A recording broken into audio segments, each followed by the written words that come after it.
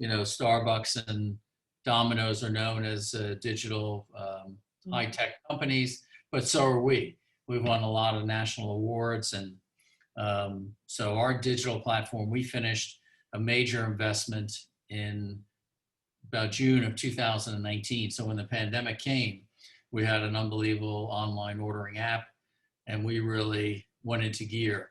So digital marketing, so online ordering, and then third-party delivery, Uber, DoorDash, all of them combined. We were up 180%, all digital for the last year. So beginning April of 2020 through the end of March this year, up 180% on all digital transactions. So we were maybe, about 15% digital, and the trade walking in and out was 85%, and now it's like 60-40. The people coming in to get the subs, take them out, and then ordering online and all the other. So it's like, about 40%. So 180% up on all digital, and online ordering just separate from third party. People order up, come and pick up the bags, take out. It's about 184% for the last year. So some good right off the press numbers, if you will. Yeah, for sure. Yeah. And besides kind of like the numbers and kind of how you sort of made the pivot to digital, as everyone kind of did, how would you say how have you guys been doing over the past 13 months or so now since the pandemic? So the other thing is, so the same store sales this past from January through mid-April, we're up almost 40% same store sales, which is probably one of the highest in the industry maybe. And the third quarter, we were up, the fourth quarter, October, November, December, we were up 25%. So when the pandemic hit, obviously everybody got hit. We were down 45, 50% the first week, the second week. But then, what we did, we pivoted, went on the news, and we had all our retrofits started already. So we redid all of our stores. We'll be done by this July. So all the stores will be brand new virtually. So it will be 2,000 stores, all brand new, new floor, new backline tile, counters, seating, the whole front restaurant area. It was about $75,000 per store, but we're the first franchise company, we believe, in the history of franchising that paid for all of the retrofits. Mm-hmm. The company, we invested about $175 million to the owners. We paid for all the retrofits, paid for some new computer register software, everything. So needless to say, they're very happy. So we call it a tactical move on our part to get them all done. We got all the retrofits done in less than a year and a half, where you know how retrofits are with major restaurant companies. It takes 3, 4, 5 years sometimes. So it really made a big impact. We guesstimate same-store sales are up because of that, about 15%. Mm-hmm. And, really pushed the sales way up.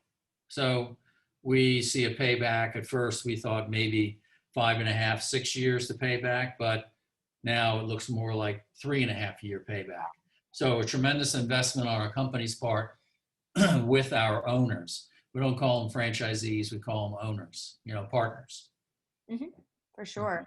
I just want to ask for some details on some of the great stuff that you just told me. Sure.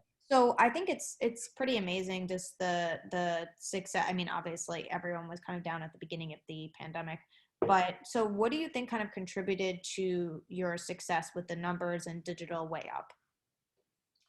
Well, we had started again in 19, with all of that investment and the technology and had it going from the summer of 19. And the same company that did the app for Panera Bread did ours. And really just dynamite technology. And people really started using that before the pandemic. But then when the pandemic hit, to be ready with that digital platform, as you know, whoever had it ready and really buttoned down for ease of use and people would order and they want to repeat the same order. And they came to the front of the store, picked up the bags. Hey, you know, make sure, hey, say hello to me. Don't just get the bag. If they got it, just walked out. So that was the effective thing for us that made it boom. Could you talk a little bit about your expansion plan and kind of goals for the future for Jersey Mhm. Mike's? Yeah. So when you have 100 stores and you open 10, that's 10% growth. So the more stores you have, maybe the more difficult it is. So we had the beginning of 20, we had 1,850 stores, and we opened 210 stores in 20. So I'm sorry, no, it was 17. I forget the number. Sorry.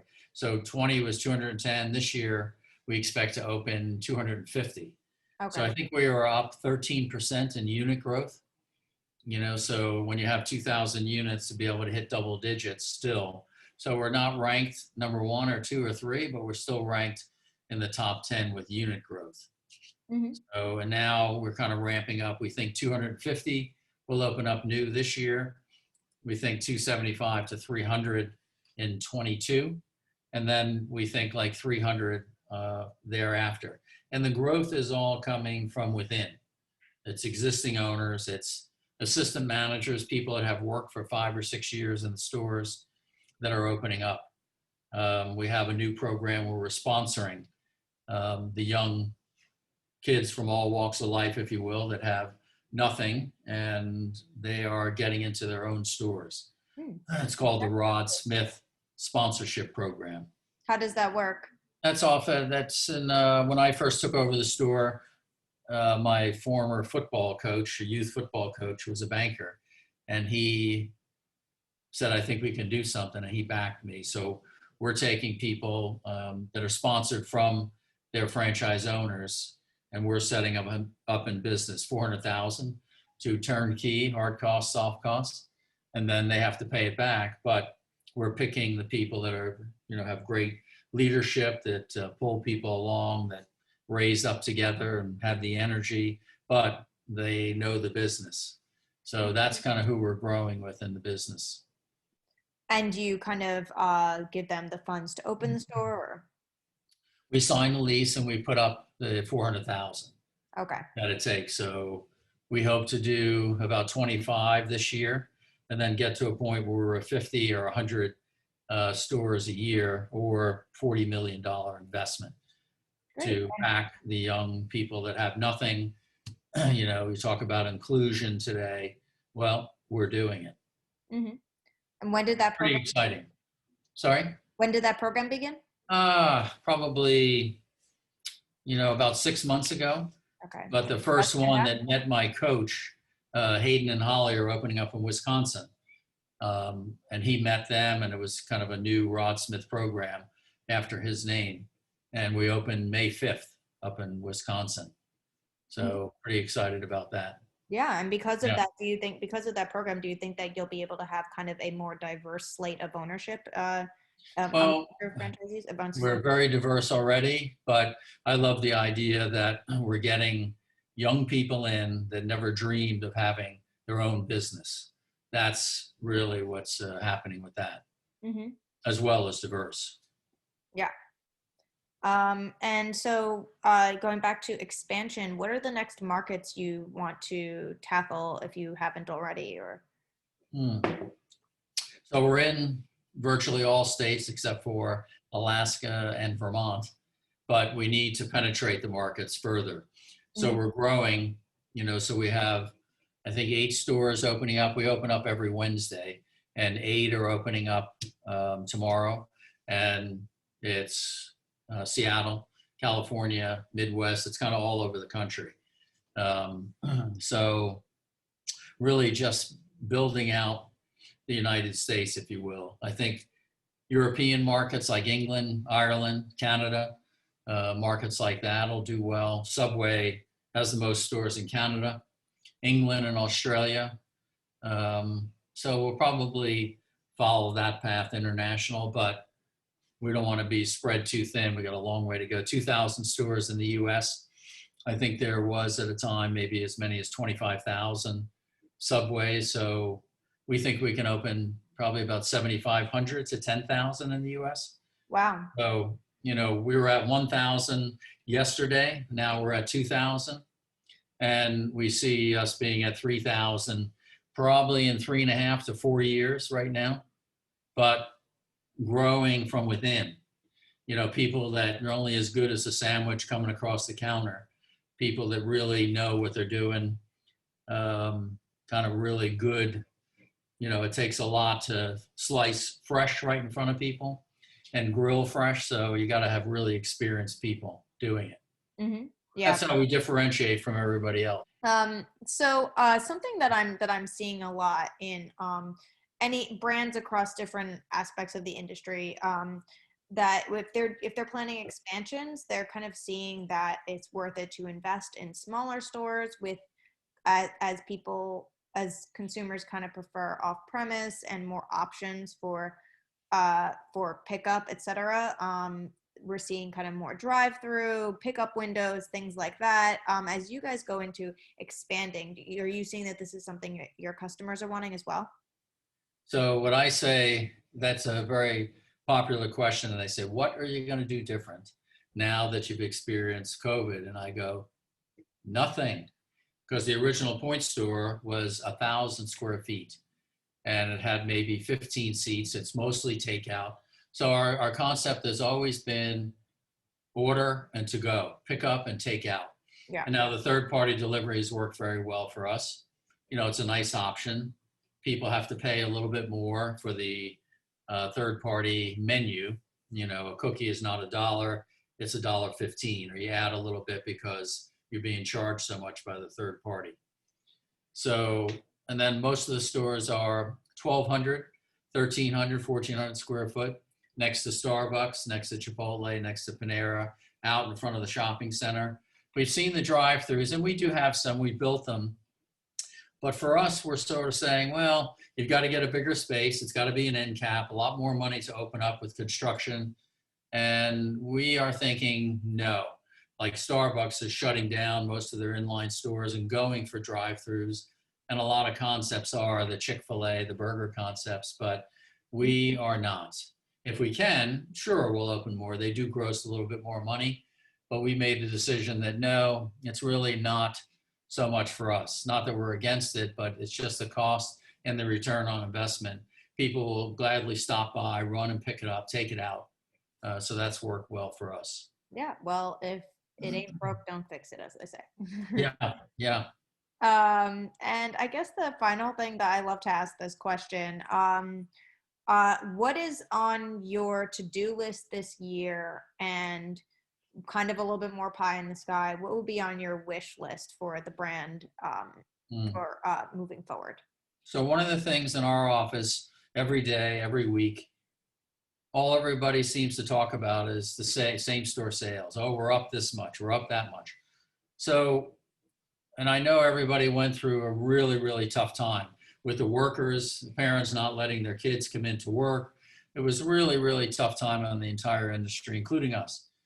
So what I started doing, believe it or not, so from last June, I've been traveling the country to all the co-ops. And like I was in San Diego and I met 3 people at a time, spread out, mask on from a distance. I don't touch elbows or fists. And my main key for the next year will continue to be to go see the groups. I'm continuing to travel, and so far, again, I've been safe and been okay. But like tomorrow I go to Dallas and meet with all the owners and the managers and assistant managers and talk about what our goals are for the company, about sharing our life with the customer, about putting more meat, make sure we get enough meat on the sub, speed of service, make the product like it's supposed to be, all the basic fundamentals. That's what we're stressing more than ever. So we always had the online training, the Zoom calls with training. That's what we replaced, kind of meeting and doing the training with the people. But now slowly we've been starting small groups with, training of the sub, speed of service down the line, sprinkling, wrapping, slicing, food safety procedures. So all of that is critical for us. Mm-hmm. So I know you're looking for a big answer from me. But that's what I always go back to is the basics, to really kind of say, hey, let's raise up together. That's what we always talk about, and pull each other along. We have a small roster. Every store only has about 12 people total, working lunch, dinner, right? So the entire schedule. So we really beat that labor crunch because every dollar an hour it goes up, we have to raise the subs 10 cents. So if it goes up $4, that's 40 cents more for lunch. And we have overcome that labor obstacle. And then we get the tips, which is unbelievable. People come down the line and they see us making it fresh. We're averaging about $4 an hour in tips. I can't believe it. It's just incredible. So now, they get making $13 or $14 an hour, plus the young kids are making $18 an hour. So we've really fared well through the labor crisis.